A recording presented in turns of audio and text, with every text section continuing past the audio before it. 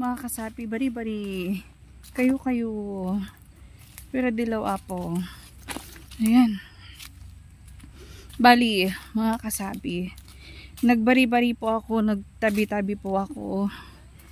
As pero dilaw, ibig sabihin wala sanang makakabati sa'yo na ibang tao. Kumbaga parang respeto po yun sa mga hindi nakikita, ganyan. Kaya mga kasapi, payo ko lang, kapag may pinupuntahan kayong bagong lugar, ugaliin po nating magtabi-tabi po.